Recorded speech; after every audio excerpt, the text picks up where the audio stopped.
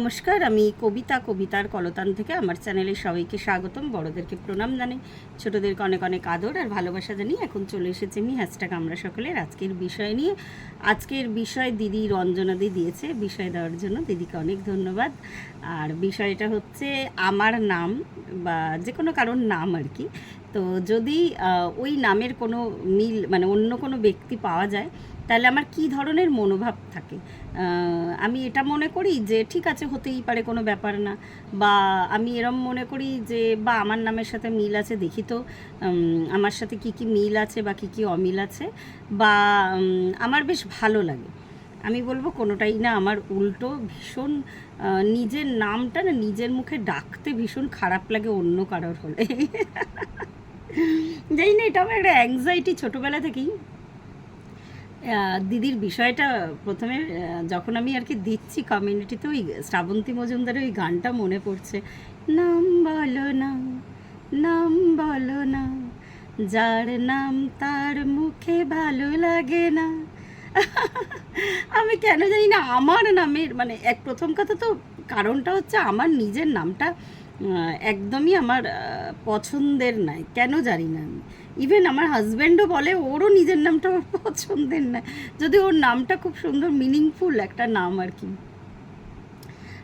তো আমি ওকে আর কি বলি যে না, তোমার নামটার মিনিং আছে। আর আমার নামটা যেন রাখার সময় আমার খালি মনে হয় বেশি বিশেষ কোনো ভাবনা চিন্তা করা হয়নি, আর ভীষণ কমন একটা নাম।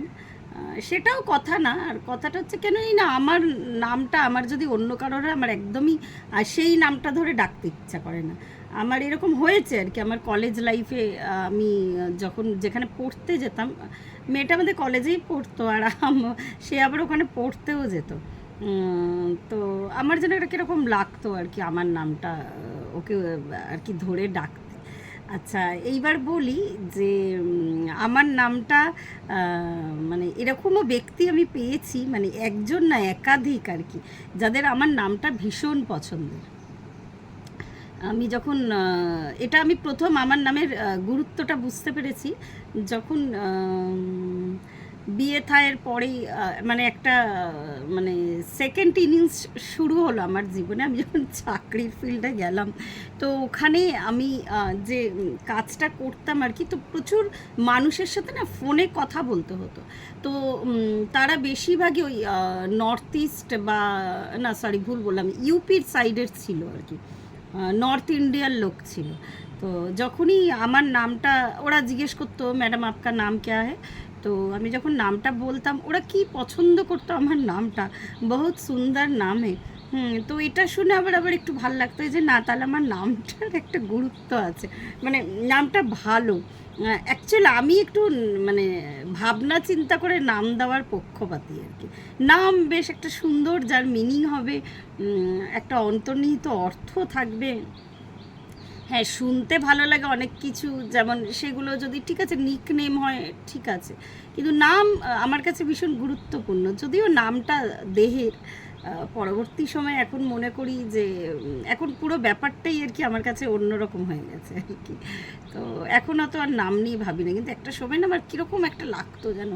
আর আরও অনেক বিষয় আছে এই নামের, মানে আমি বলতে পারছি না অন ক্যামেরা। দেখতাম তাদেরও নাম এটা, যাই হোক, আমার তখন একটা খুব অস্বস্তি লাগতো আর কি। আর ওই যখন আমি ওই চাকরি জীবনে আমি বুঝলাম যে ওদের আমার নামটা অনেকেরই আর কি, অনেক মানুষ বলেছে এই নামটা আমার ভীষণ পছন্দের তাদের আর কি।